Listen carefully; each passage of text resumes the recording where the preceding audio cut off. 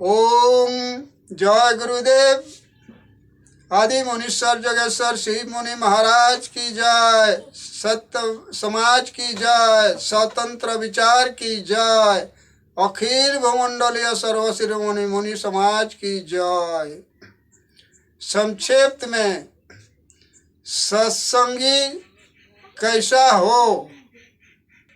प्रवचन मुनि रामेश्वर महतो। प्रिय आत्मन जय जीव सप्रेम स्वतंत्र विचारक मुनिगण, केवल नाम पा लेने से ही कोई सत्संगी नहीं बन जाता।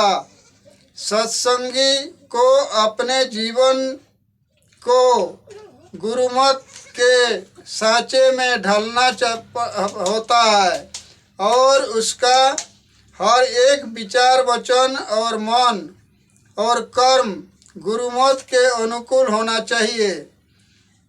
कथनी करनी में अंतर नहीं होना चाहिए।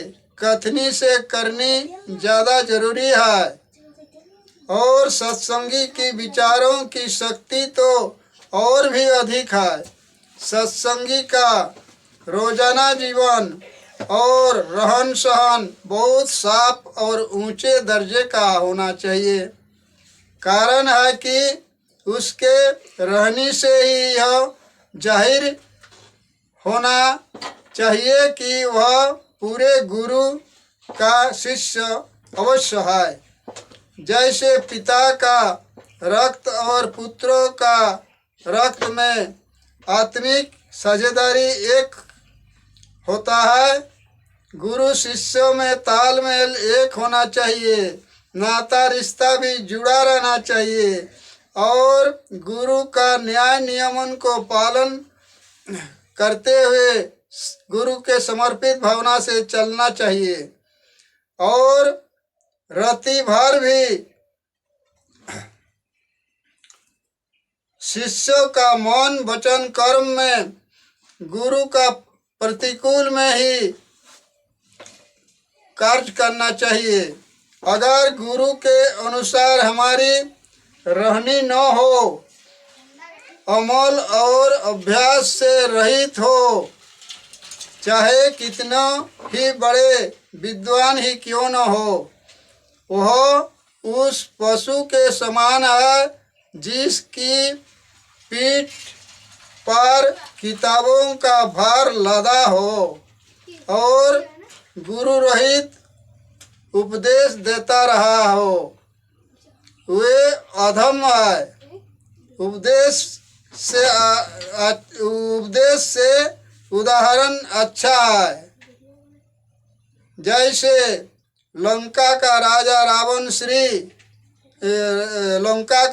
रावण सिर्फ विद्वान ही नहीं था, वह तो वेदों का सबसे बड़ा टीकाकार पंडित भी था।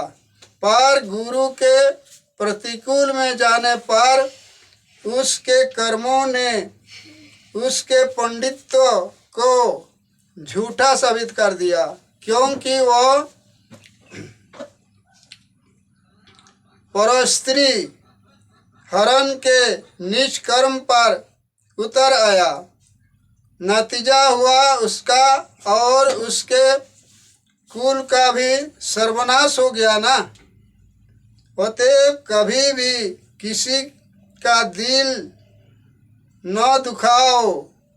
यह ऐसा पाप है जिससे खुद मालिक भी माफ नहीं करता है।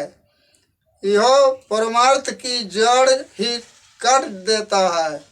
अतः तुम्हें आत्मा परमात्मा से मिलने की इच्छा है तो कभी भी किसी का दिल न दुखाना।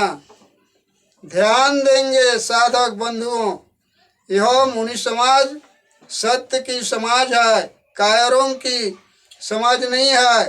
कायरों का कभी जीत नहीं होती है। यह तो सत्य सुरवीरों का समाज है, मुनि समाज। गुरुदेव के जोगाग्नि से सब भस्म हो जाते हैं, कोई भी बच नहीं सकेगा। जय जीव।